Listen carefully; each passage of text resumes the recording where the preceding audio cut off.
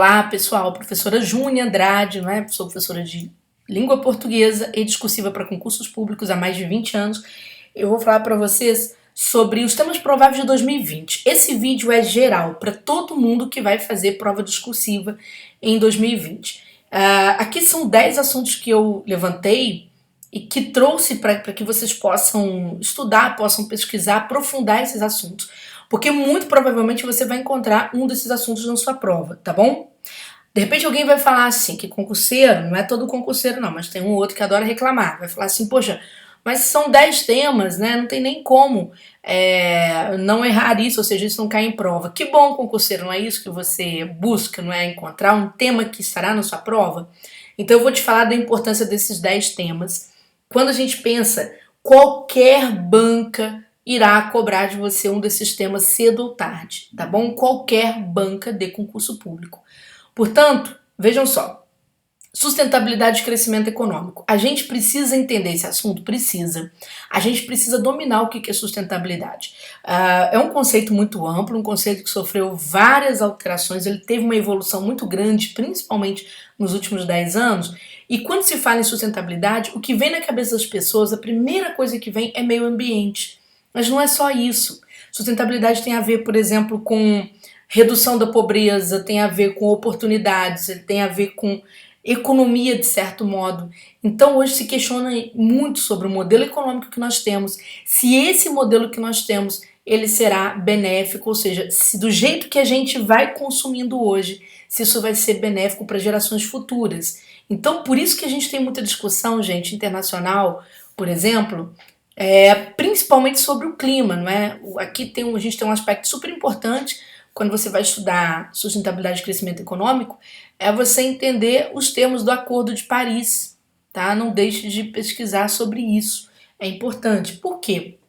No Acordo de Paris foi a primeira vez que as nações mais ricas do mundo, né, tiveram realmente a consciência de que precisavam se preocupar com o futuro.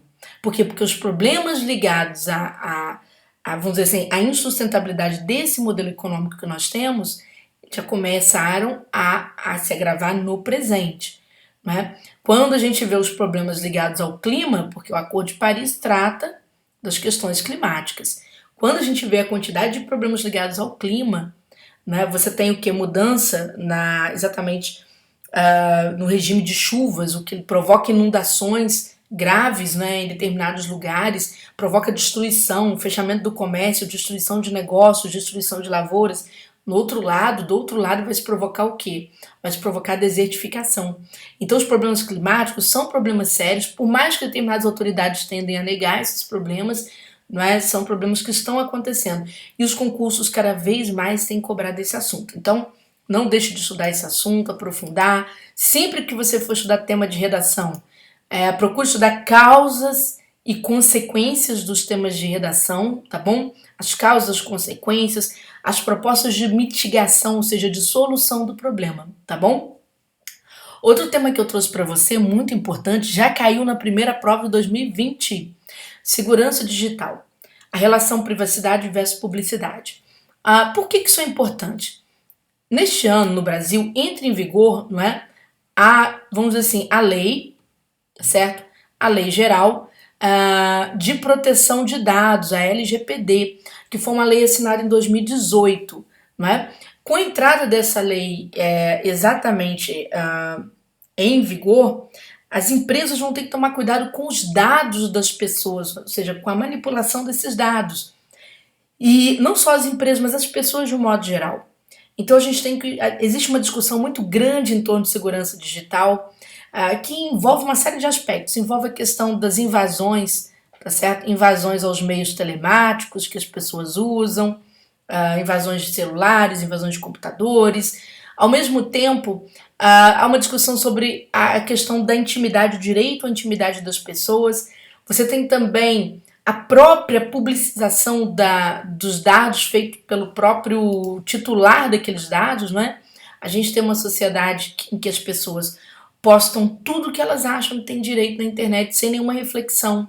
Ou seja, há uma falta de letramento digital, um assunto puxa outro, tá bom? Tem que entender isso aqui. Hoje você não pode estudar redação sem entender esses conceitos. Eu digo o seguinte, por exemplo, tem pessoas que cometem crimes contra a honra na internet. Vão lá, cometem crimes de racismo, cometem crimes de sextorção, que significa pegar imagens de mulheres nuas e tentar ficar extorquindo essas mulheres, né, em troca de ou favores sexuais ou de dinheiro. Então, isso aí são exemplos. Pessoas cometem bullying, né, o chamado cyberbullying, e acham que estão fazendo isso de forma privativa. Não, estão fazendo isso de forma pública, né? E a polícia, naturalmente, quando as pessoas conseguem, as pessoas denunciam essas práticas, né? Os processos de investigação chegam até essas pessoas que estão cometendo esses crimes porque elas não estão anônimas na internet como elas pensam que estão. Então hoje é toda uma preocupação com segurança digital, não só por conta dos crimes contra a honra, tá certo? Mas também por conta de outros crimes, como crimes como pedofilia, uso de dados, uso indevido de dados. Por exemplo, você tem pessoas cometendo, atuando como estelionatários na internet. Então, há toda uma questão, não é? O vazamento de dados, principalmente de empresas, não só de pessoas, mas de grandes corporações. Os bancos têm uma preocupação com a segurança digital em função de exatamente dar segurança aos seus clientes, na sua carta de clientes. Então, isso é muito importante. É uma discussão assim que não tem fim e você precisa entender isso e principalmente ligar toda essa discussão ao chamado letramento digital, tá bom?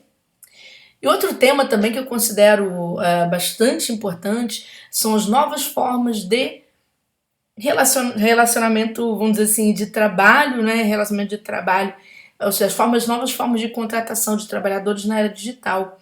A gente tem aqui um processo muito interessante, um conceito que precisa ser estudado, que é o conceito de uberização do trabalho, certo? Então, muita atenção a este conceito, porque a uberização não é só trabalhar na Uber como motorista, mas diz respeito a essas novas formas de trabalho que usam plataformas digitais. Né? Hoje você cria a ideia do nano trabalhador, ou seja, daquele trabalhador que é uma espécie de microempresário, uma espécie de microempreendedor, vamos dizer assim, e que tem a sua função fragmentada e flexibilizada. Né? Há uma discussão em torno da flexibilidade de tempo, da flexibilidade de espaço, não existe mais o chão da fábrica, existe o trabalhador trabalhando em casa. Há uma discussão das contradições da autonomia e da subserviência.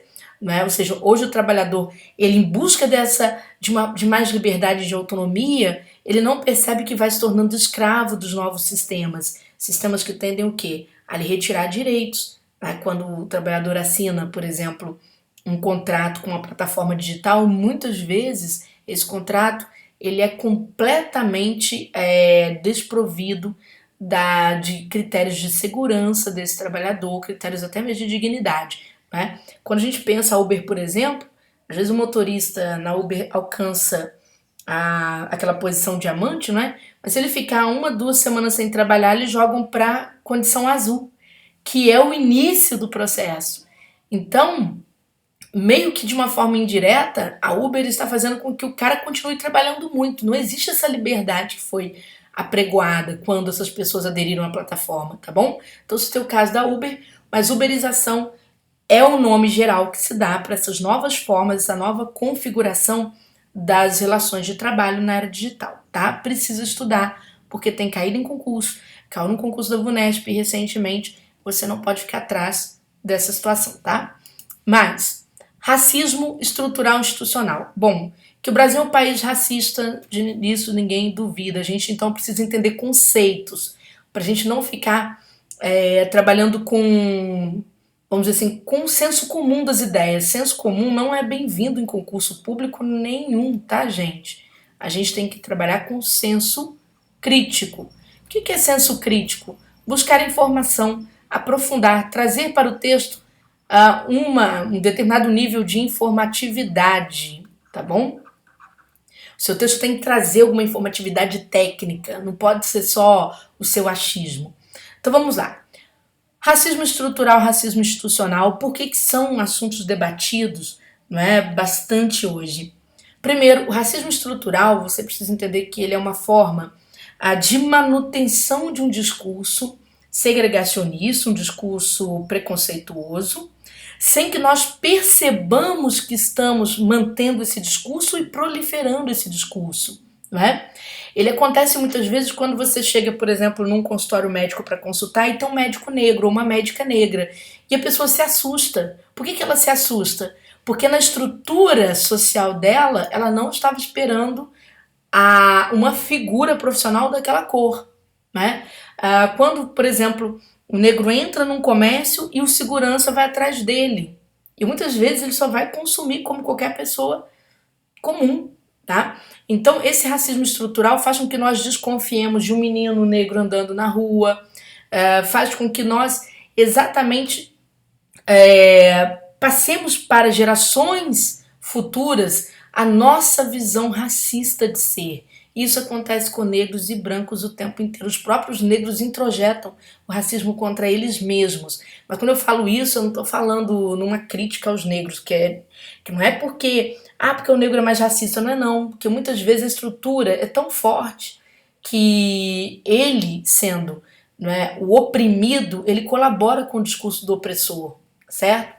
E o que é o racismo institucional?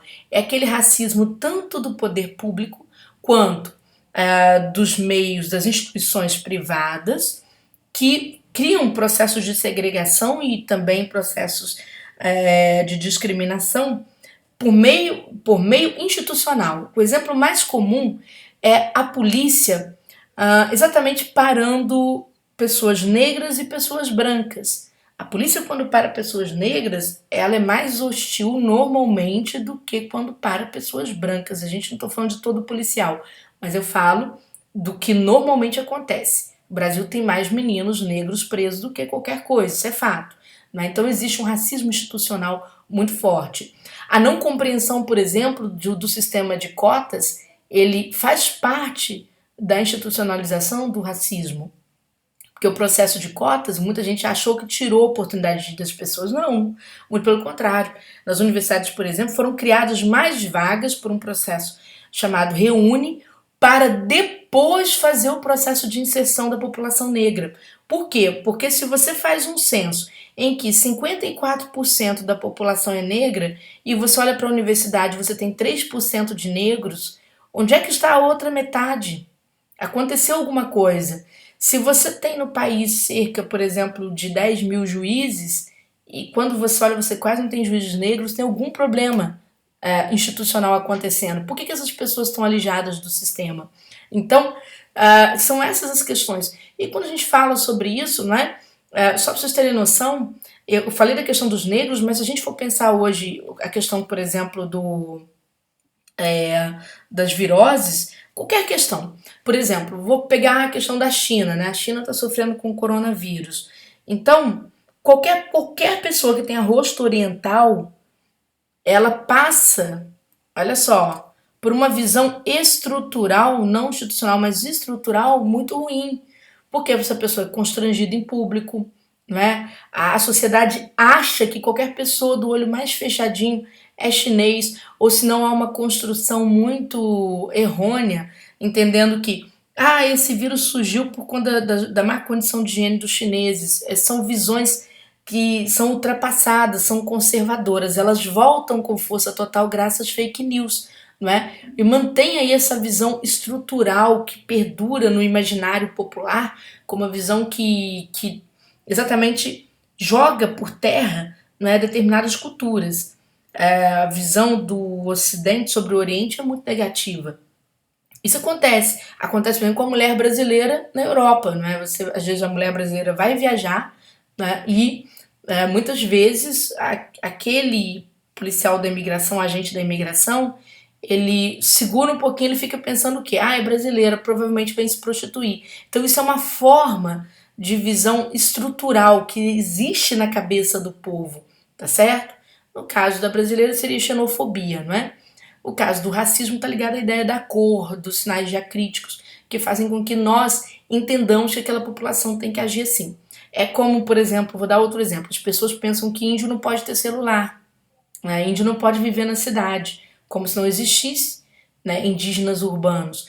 Então a gente tem que tomar cuidado com isso, tá? Isso é chamado racismo estrutural, enquanto institucional é aquele que vem de parte do Estado, impedindo o acesso da população, de outra população não de raça branca, vamos dizer assim, às instituições públicas, ou dificultando serviços, ou instituição sendo usada contra essas pessoas, tá bom?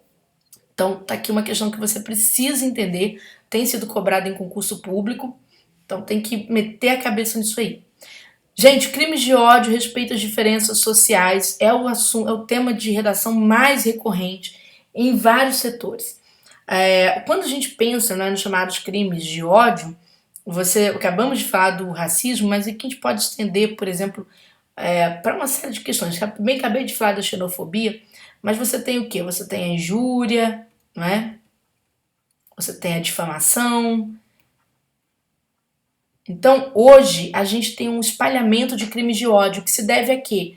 A fake news. Basicamente, fake news. Isso é muito ruim. Isso é muito ruim.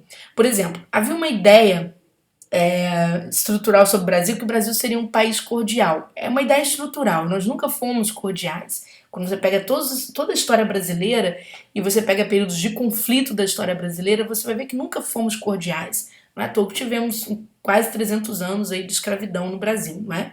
E tivemos períodos de grandes conflitos e continuamos a ter esses períodos. O que acontece é que a gente tem alguns períodos de paz quando as coisas estão relativamente boas economicamente, então as pessoas brigam menos. Mas quando alguém sai perdendo, começa a surgir os crimes de ódio.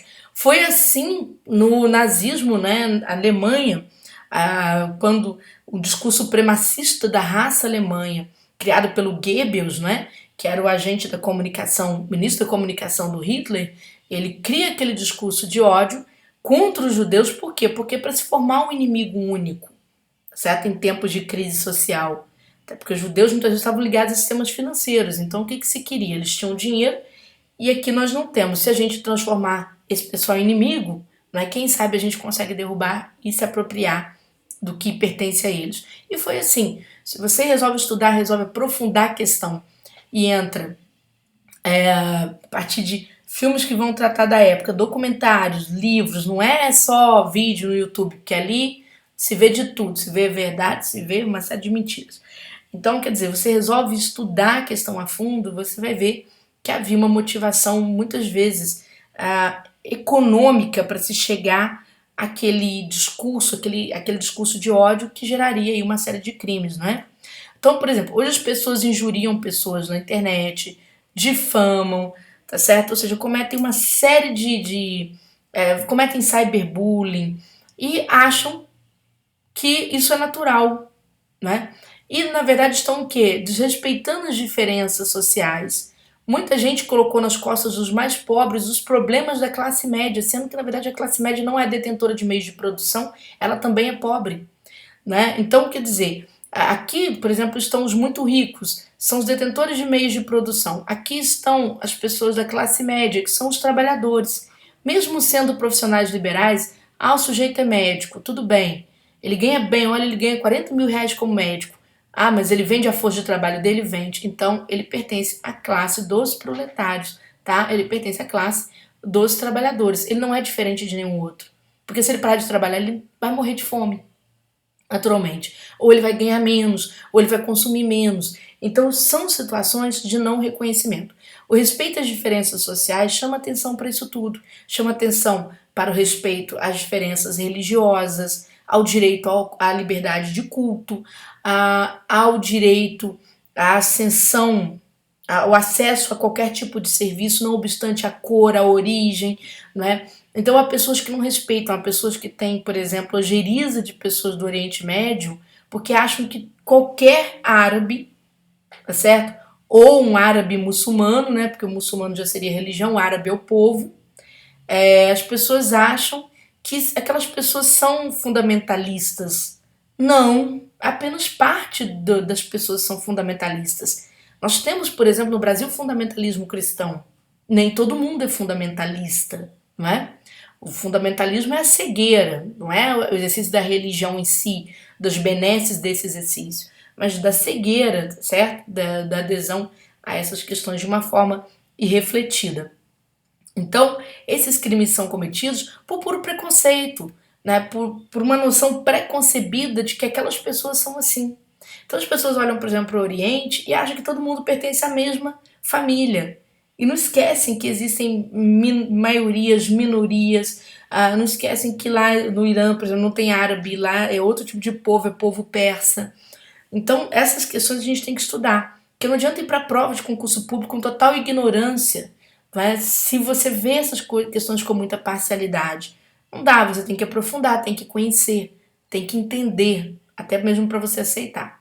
Preconceito, ele nasce da ignorância, ele nasce da desinformação. Então vamos lá? E aí, indo nessa mesma órbita, muita atenção, caiu em prova no final do ano passado, prova da Fundação Carlos Chagas, discurso anti-ciência e fundamentalismo. Né? O que é o discurso anti-ciência? É bastante contraditório, porque nós estamos no século XXI, que é um século em que a informação prolifera. A gente produz informação, a gente recebe informação ao mesmo tempo, a gente dissemina informação. A gente não precisa da grande mídia fazendo isso mais por nós. Hoje, basta que a gente esteja na rua e a gente perceba algum acontecimento e ligue o celular e comece a filmar e divulgar esse acontecimento. Então, gente, nessa mesma era em que as pessoas têm tanto acesso à informação, por que existe um discurso que caminha na contramão da informação? Vamos lá. É o discurso anti-ciência. Ele nasce de quê? Ele nasce principalmente da proliferação de fake news, da visão subjetiva das coisas, né? E não da visão comprovada, mas da visão subjetiva. E aí se destrói anos de trabalho da ciência. Por exemplo, movimento anti-vacinas, né? Que já foi cobrado em prova, é um movimento que vai nesse sentido. As pessoas que deixam de vacinar seus filhos, elas vão movidas por opiniões, vídeos que elas não sabem a origem, mas que elas recebem, tomam aquilo como verdade, escutam nomes de cientistas que nunca existiram, falando, dando depoimentos, etc. O movimento terraplanista, né, ele vai contra conquistas da ciência, que vem desde o século XIII, século XIV, ou seja, de uma vida inteira de ciências para mostrar a questão heliocêntrica, ou seja, que nós giramos em torno do Sol, que a Terra é redonda e não que a Terra seja plana. A pessoa viaja de avião e acredita que a Terra é plana. Não é complicado. A pessoa aplaude, por exemplo, conquistas espaciais que têm a imagem da Terra redonda, né? Aplaude imagens do telescópio Hubble, por exemplo, mas defende que a Terra é plana. Então são contradições geradas por fake news, pela desinformação. E a desinformação tem uma função. A que ela responde? Olha, os falsos informativos são lançados muitas vezes por interesses econômicos que estão por trás disso, né? Vamos ver, por exemplo, a gente viu o governo Donald Trump, né, colocando em descrédito o acordo do clima, o acordo de Paris, certo? Ou seja, os problemas climáticos, e colocando em descrédito falando que não existem. Gente, quanto nós estamos sofrendo com inundações, quanto nós estamos sofrendo com escassez de água, com água suja, certo? Água contaminada, né? O quanto sofremos, por exemplo, com empobrecimento dos solos, né, em função de uma série de questões, e aí, vamos dizer assim, adensada pela questão climática. Então, isso nasce de tudo o quê? Da cegueira, do fundamentalismo, da visão cega das coisas, seja no discurso religioso, seja no discurso político. As pessoas acreditam e não investigam. Elas compram alguma coisa que lhes dá uma resposta imediata para algum problema que elas estão vivendo. Então, hoje, o concurso público está cobrando isso de você. Na conta chegou. Você vai ter que saber sobre isso, quer você queira ou não. Por isso que eu até falo, às vezes o aluno vem e comenta debaixo do meu vídeo, porque é uma visão assim, assado. Eu falo, nem me preocupe em responder, porque eu não vou fazer concurso, né? Quem vai fazer concurso é ele. O que eu me preocupo é em levar informação. Então, o que o aluno tem que fazer é buscar aprofundar essa informação se ele quer passar no concurso, se ele quer se informar de fato, tá bom? Outro tema muito comum, bastante cobrado em concurso, é o direito à cidade. Muita gente não entende esse tema, mas vou explicar. Quando a gente pensa em direito à cidade, esse tema é tão importante, gente, que a gente já quase não tem pessoas morando em áreas rurais, né? São poucas pessoas morando em áreas rurais. Então hoje praticamente tudo acontece na cidade. E o que é o direito à cidade? É o direito apenas de viver na cidade? Não, é o direito de você ter acesso a ela, ter acesso a serviços públicos, ter acesso, ter direito de morar na cidade, direito de você viver, direito de você visitar a cidade. Então hoje é o direito de acesso, é o direito de visitação, é o direito de viver na cidade, certo? É o direito de se locomover pela cidade. Então nós vemos aqui uma série de problemas que vão desrespeitar esse direito. Por exemplo, a própria questão da mobilidade urbana, né, é uma questão bastante discutida. Pessoas, por exemplo, são cadeirantes, ou pessoas que têm deficiência visual, ou pessoas que são idosas, elas têm o seu direito, muitas vezes, suprimido. Em função de quê? De falta de manutenção das vias públicas, falta de acesso adequado a esse público. E vamos lembrar que a nossa população está envelhecendo, não é? Os mais pobres, por um processo chamado, não é? Olha só, um processo conhecido como gentrificação, tem que conhecer esse processo. Já foi questão, por exemplo, da Fundação Carlos Chagas, foi questão do CESP, não é certo? O que é o processo de gentrificação? Vem do inglês gentry, que quer dizer o quê? Quer dizer enobrecimento. Perceba que algumas áreas da cidade passam por uma espécie de higiene social. Se tiram os pobres dali, o pessoal da Cracolândia, às vezes se tira essas pessoas à força, com bastante violência, se tiram as pessoas sem teto de determinados locais, e você acha que vai tirar para uma política pública que vai beneficiar esses povos? Não. Esse tipo de população não. Muitas vezes por trás daquela política pública não está o acolhimento, não está o cuidado com essas populações, mas está a especulação imobiliária, não é? E essa especulação imobiliária, ela consegue convencer o poder público a seguir o que ela quer, a seguir a cartilha dela. Afinal de contas, ela é que investe nos candidatos, não é? Fortemente. Mesmo agora a lei das eleições sendo completamente diferente. A gente sabe que por trás tem toda essa jogada. E o que acontece? Existe lá aquelas políticas de limpeza da cidade, de higienização social, de embelezamento da cidade, ou seja, tornar o local nobre. E quando se torna aquele local nobre, vem a especulação imobiliária que encarece tudo no entorno, impedindo que pessoas que moram ali consigam viver, pessoas que passaram anos naqueles lugares, não é? A gente tem até um filme muito interessante, que é o filme Aquários, né, mostrando essa questão da gentrificação, ou seja, da ocupação urbana a qualquer preço, expulsando moradores do seu local. E chega para os mais pobres, mas chega para a classe média também, tá certo? No Rio de Janeiro, por exemplo, pessoas que habitavam a Zona Sul, que durante muitos anos habitaram ali, sob determinadas condições econômicas, quando chega no verão, é impossível essas pessoas ficarem, elas acabam alugando a casa delas. Certo? Por que é impossível ficarem? Porque os mercados encarecem a partir do dia 20 de dezembro, mais ou menos, não é? O preço das coisas quase triplica, os serviços ficam mais caros, então você tem uma série de transtornos, né? E sem dizer vários problemas que acontecem. A violência é um problema que impede o direito à cidade. Quando você tem medo de sair da sua casa, medo de ser assaltado, medo de ser sequestrado e etc., você está perdendo o seu direito à cidade. Então tudo isso tem a ver com a inércia do poder público, com a má compreensão das pessoas sobre a divisão do espaço público, não é? Então todo esse processo é impeditivo, né? O direito à cidade que tira aquelas populações do centro e manda essas populações para a periferia. Então a gente tem várias discussões no entorno, você tem que estudar, é um assunto muito interessante. Pessoal, cultura de massa e formação de senso crítico. Outro aspecto muito importante, é um aspecto até que entra na base de outras concepções, mas você tem que estudar. O que acontece com a cultura de massa? A cultura de massa, ela surge por interesses econômicos e midiáticos. Ora, muita gente não entende que mídia é empresa, né? As pessoas acham que a mídia tem que ser imparcial. Não. Quem tem que ser imparcial é juiz. A mídia não. Não existe. É uma questão... Se discute muito isso no meio jornalístico, isso é uma questão impossível, né, de se transmitir informações de forma imparcial.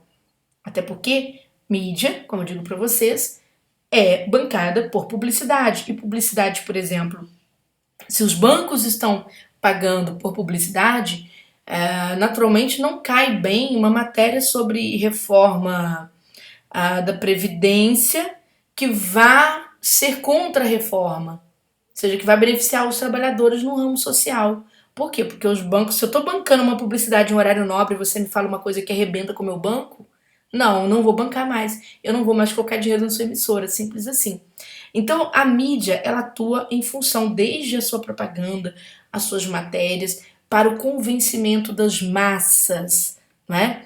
E aí você vai vendo, quando a gente fala da grande mídia, a gente fala também da internet, do WhatsApp, as informações que chegam, a chamada pós-verdade, né? Quando as pessoas hoje estão ouvindo muito podcasts, né?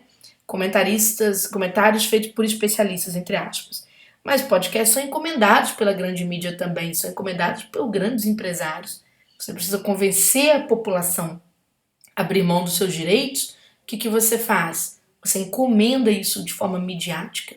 Por quê? Porque havendo uma propaganda constante e uma informação, vamos dizer assim, uma enxurrada de informações, as pessoas vão se dando por convencidas, perfeito? Mas e como é que a gente faz para ir contra essa cultura de massa, professora? Formação de senso crítico. A nossa educação é muito ruim. A gente tem uma educação completamente letrada, né? O que falta para nós, principalmente, não é nem alfabetização, é letramento. É receber informações, desconfiar das informações, checar as informações, debater as informações sem senso de preconceito, mas indo em busca da verdade das coisas. É claro que quando você fala de verdade, você fala de um conceito muito amplo, mas pelo menos questionar, não receber aquilo e achar que aquilo é verdade. Fulano foi acusado de corrupção. Terminou? Houve acusação ou ainda está em fase de investigação? A gente tem que ter esse jogo, senão a gente condena condena empresas, condena pessoas. Por raiva de uma classe, a gente condena aquela classe.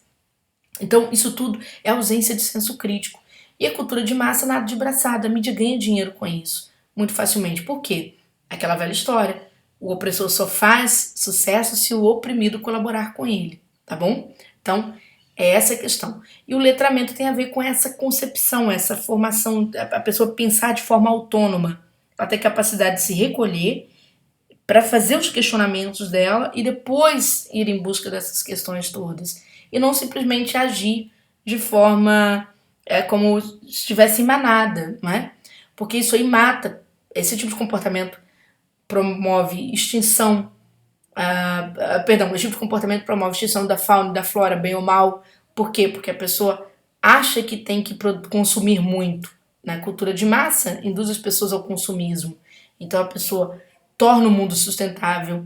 A cultura de massa cria nas pessoas, por exemplo, preconceitos. Por isso que as pessoas vão lá e se voltam contra as outras.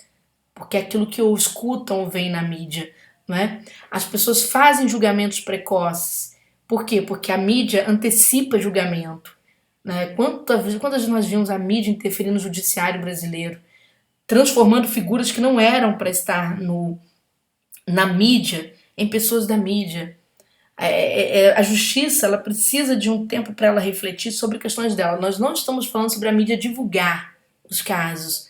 Muito pelo contrário, nós estamos falando sobre o assédio que a mídia cria em torno das pessoas. Hoje, por exemplo, eu tenho até pena dos juízes, porque quando o juiz recebe alguma questão polêmica para ele decidir, a mídia já está logo dando o nome, quase o endereço, o que esse juiz faz, em que vara ele atua. Por quê? Porque dependendo da decisão dele, se for contra a vontade midiática ou contra a massa empresarial por trás das propagandas dessa mídia, esse juiz vai sofrer muito, certo? Outros juízes aproveitam, vão na carona desse processo todo. Né? Para quê? Porque sabem que ganharam holofotes, isso aí se vende palestra, você vai dar aula por outro preço, tudo isso acontece. Né? Mas por que isso acaba acontecendo? A gente tem toda uma corrosão do serviço por conta da falta de senso crítico. Se a população não comprasse isso de uma forma tão passiva, né, a gente não sofreria tanto. Eu cito um exemplo, tá? E aí você tire suas conclusões. Por exemplo, quando se discutiu a reforma previdenciária no Brasil, nós não vimos nenhum movimento da população contra. Em contraposição, na França, quando se discutiu a reforma previdenciária, o Macron não conseguiu colocar essa reforma em votação até hoje. Por que não conseguiu? Porque as pessoas foram para as ruas. Mas a educação francesa é muito diferente da educação brasileira. Na educação francesa, a consciência de classe, a livros, a o ver um lado e ver outro lado. Será que eu tenho que pagar conta por um sistema econômico decrépito, por exemplo? Né? Tem que se ver isso. Então, tudo bem que na França é um exagero de aposentadorias, mas em compensação, as pessoas elas não abrem mão tão simplesmente assim dos seus direitos. Elas precisam ver o lado A e o lado B das coisas, tá bom? É claro que vai surgindo na França cada vez mais uma população também ainda movida por cultura de massa, mas é bem menor do que nos Estados Unidos e no Brasil, tá? Vamos lá. Os efeitos das epidemias, pessoal, olha, né, tema da hora, efeito das epidemias. Aluno tem que entender o que é uma endemia, uma epidemia e uma pandemia. A endemia é quando aquele surto de uma determinada doença acontece numa região.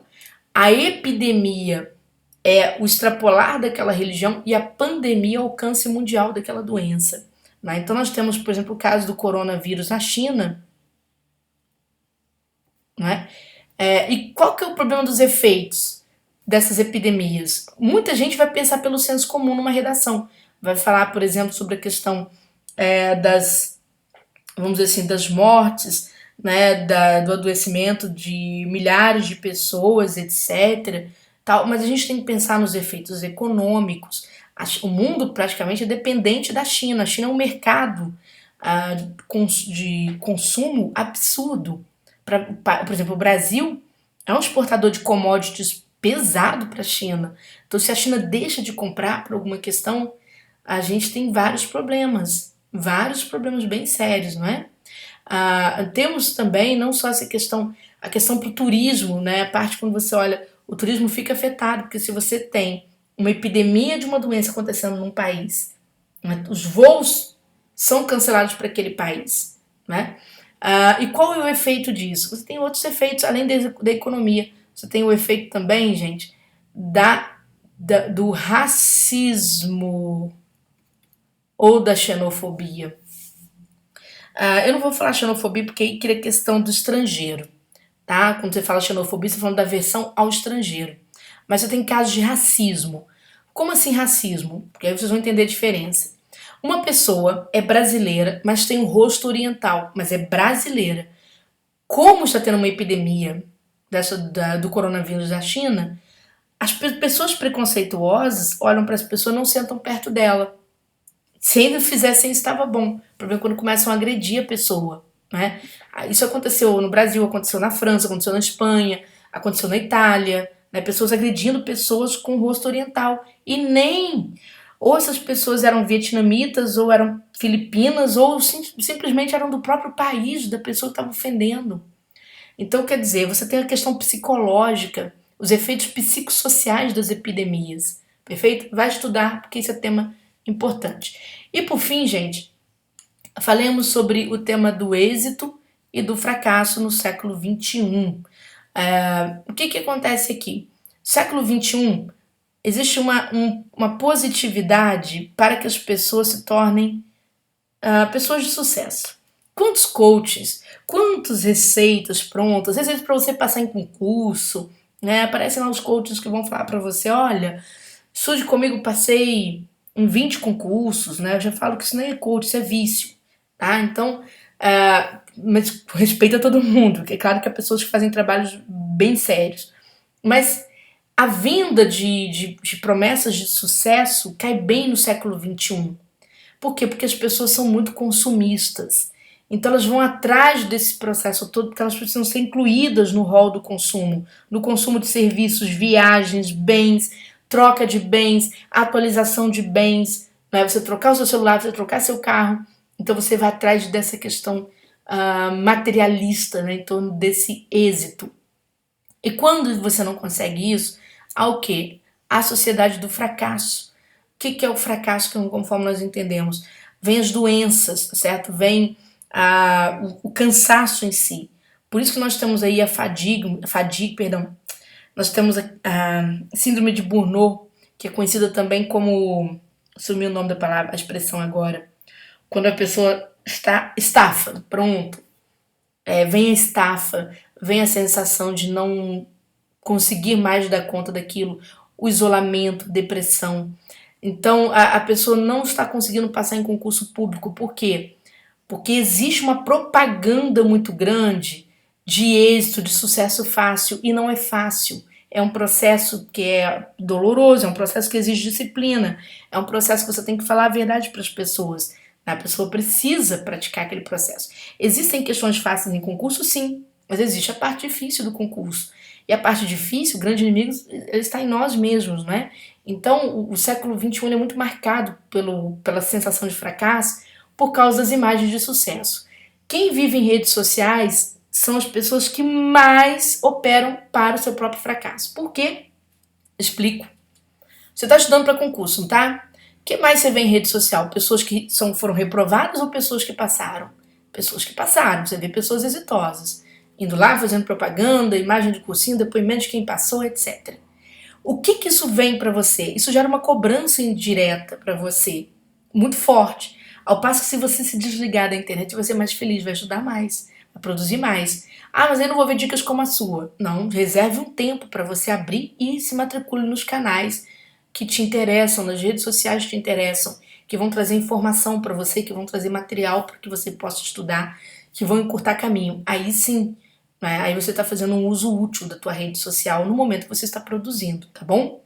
Bom, galera, eu acho que já deixei aqui bastantes dicas, poxa, mais de 40 minutos falando, né? Como eu disse, vídeo imperdível para 2020, assuntos que vão aqui operar nos temas das suas discursivas em 2020.